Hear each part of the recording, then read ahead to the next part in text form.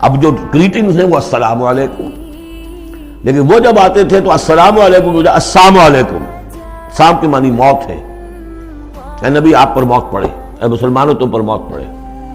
لہذا وَإِذَا جَاءُوكَ حَيَّوْكَ بِمَا لَمْ يُحْيِكَ بِهِ اللَّهُ وَيَقُولُونَ فِي أَنفُسِهِمْ۔ اب دیکھیے نفسیاتی بات ہے، دل ہی دل میں وہ کہتے تھے پھر لولا يعذبنا الله بما نقول، اللہ ہمیں عذاب کیوں نہیں دے رہا ہمارے اس کہنے پر۔ اس کا کیا مطلب ہے؟ یہ رسول نہیں ہے۔ اگر رسول ہوتے تو ہماری اس گستاخی پر فوراً ہماری زبانیں کھینچ لیتا اللہ تعالیٰ۔ یہ ہے وہ چیز جس سے کہ ہم نے سورہ حدید میں دیکھا تھا کہ پھر وہ جو تھوڑی بہت پونجی ایمان کی ہوتی ہے وہ بھی برف کی طرح پگھلنی شروع ہو جاتی ہے، زائل ہونی شروع ہو جاتی ہے۔